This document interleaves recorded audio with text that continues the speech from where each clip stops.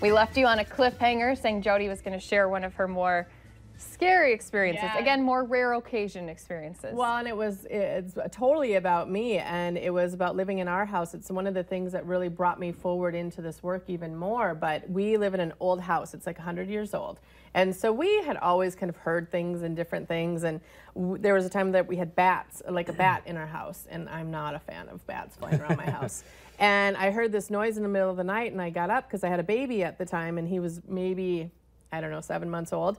And I run out into the hallway, and I looked across the hallway, and I could see into my son's room, and I looked again, and I looked 3 times. And I saw this woman. I can see her so clearly in my head, and she had like her hair pulled back and braided, and it went all the way down her head, and she was a skinny woman, and she was sitting in his rocking chair, just rocking, and I was like, oh, what is that? It scared the crap out of me.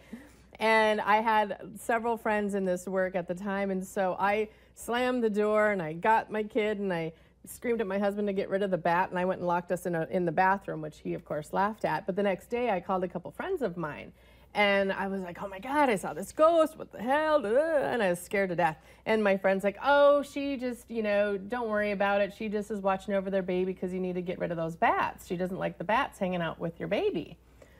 Fast forward 5 years later, I was talking to my neighbor, and I was like, tell me about this house. Like, our house always feels kind of haunted, and I don't understand it, and saw this ghost this one time, and she's like, oh, what'd she look like?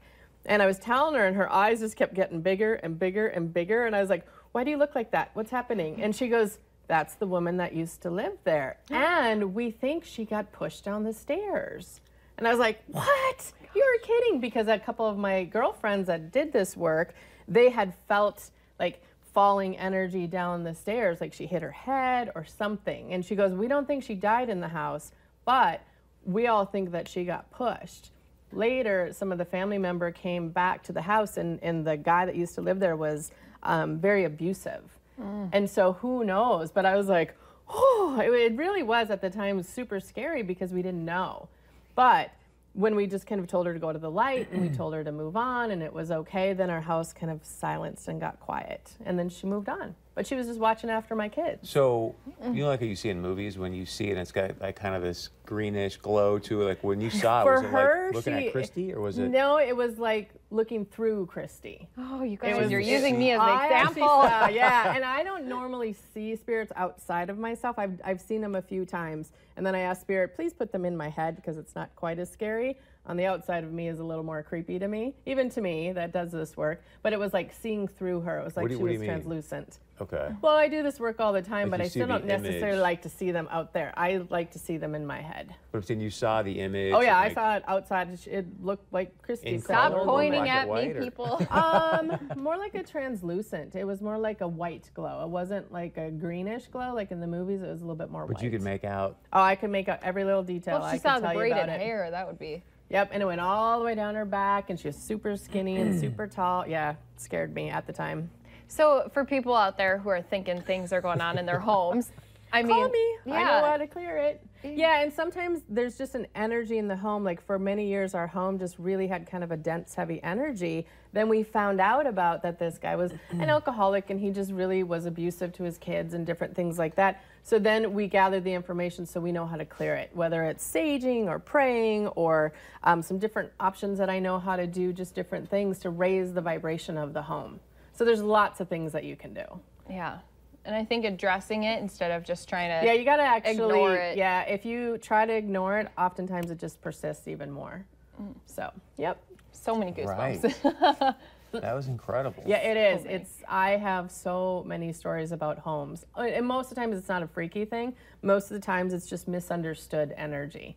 And it just needs a place to go. And someone's there just trying to tap you on the shoulder and let you know. When you say you told her, hey, go to the light, so then she went into what? So I actually had a friend help me with it because I wasn't doing this work at the time. So I was like, whatever you need to do, you go do what you need to do. And it just felt like the house just became quiet.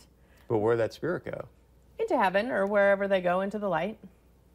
where they're meant to be. Out of her house. Out of my house. And same with the bats. Now? I do not call her in ever. Although once in a while my husband will be like, yeah, I just don't like that bedroom. I just don't like it. But that's the bedroom that the abuse would be in. And so my husband still doesn't always like that room because there's just sometimes a leftover energy. And so you kind of, sometimes it takes a while to keep clearing that energy.